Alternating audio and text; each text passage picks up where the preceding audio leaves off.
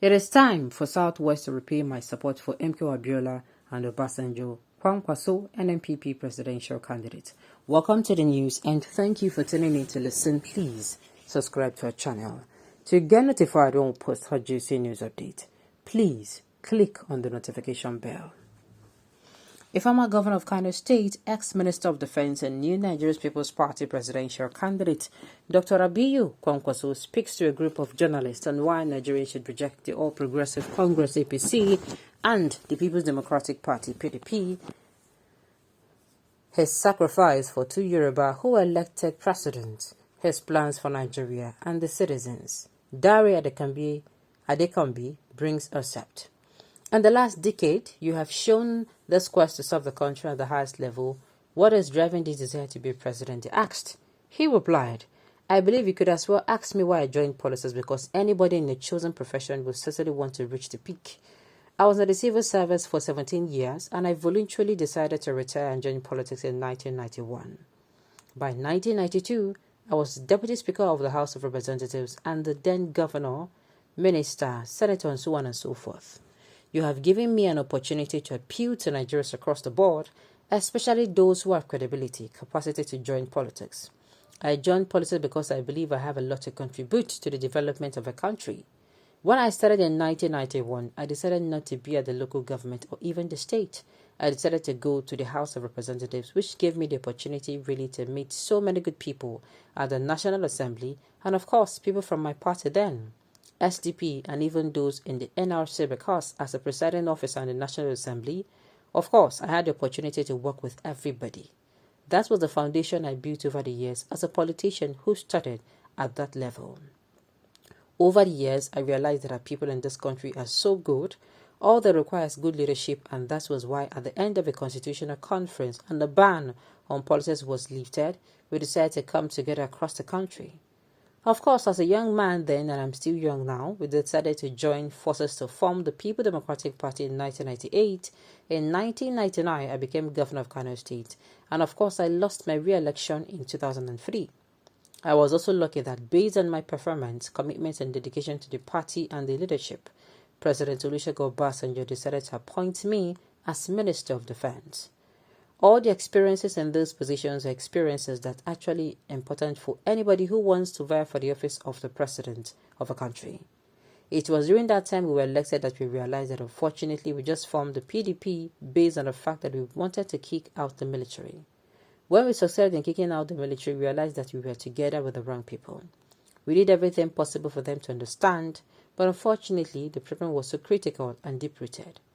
When we are struggling to supply water or electricity or other infrastructure or even education, others only believed in sharing the money among themselves at that particular time. That explains why I even lost my re-election in 2003. Along the line, many friends and I realized that something had to be done, and that is why in 2013 and 2014, and I was governor during my second term, we thought of bringing in a positive democratic change in the country. That was why we formed the All Progressive Congress, and 5 of us who were PDP governors then were part of a formation of the All Progressive Congress. At the right time, we came to the All Progressive Congress, believing that we would have a new Nigeria. A Nigeria that will be led by progressives and people who believe in the masses and the country. Unfortunately, it does not take us too much time to realize that the People's Democratic Party at that time was even better than the All Progressive Congress, and we were very angry about that. We thought that Nigeria deserved a much better leadership than we saw in the People's Democratic Party. That was why we decided with the other progressives to look for an alternative for Nigerians, especially that the two parties have been taken over by many people who are so self-centered, many of them so arrogant. So we wanted to register a political party for the 2023 elections, but unfortunately, INEC decided not to register a new party, and we looked around and decided to select NNPP. We invited all our friends based on ideology, love, and empathy for Nigerians. I am so happy that within a short period of time that we decided to pitch tents with NNPP, so many people have joined us across the country. Now, as it stands, we have a political structure in all the 809 wards in the political structure in all the 808,809 wards in the country, And so also in all the local government areas, all the states, and in all the 6 zones of the country, and at the national level.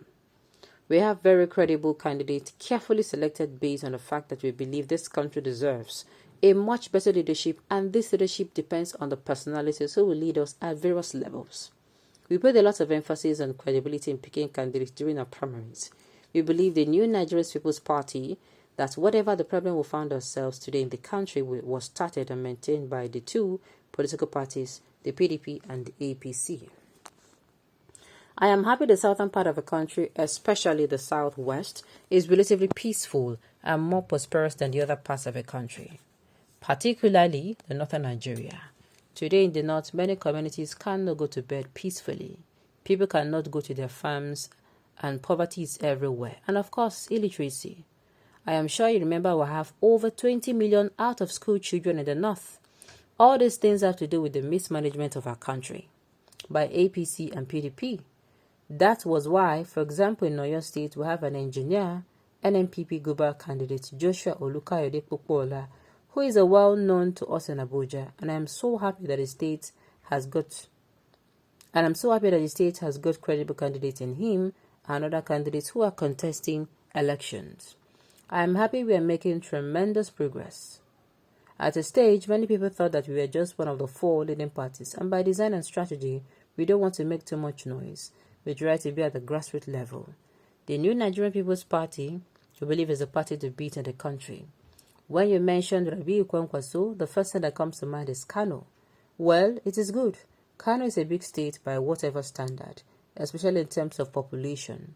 Now we have millions of people who have registered to vote, and I can assure you that most of them will vote for Kwakwanso, not because I'm from the state or I'm a Hausa and a Muslim, but because they believe in my performance while in office and my commitment to the state and the country.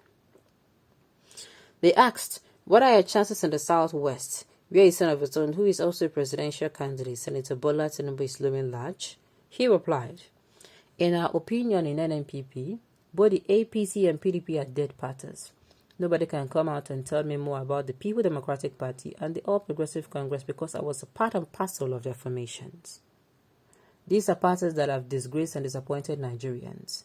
In a civilized society, I do not believe these parties can even raise a finger to say they want to contest. But you know Nigeria, anything goes and no punishment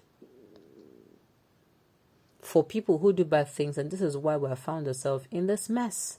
Like the certification, some of the failures of these government states started in northern Nigeria and they're moving to the south.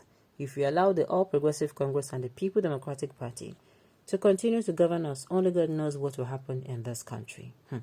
Well, this interview is getting interesting. Okay, on this note, you've come to the end of the news. We say thank you for tuning in to listen. Until I come your way next time, enjoy the rest of your day.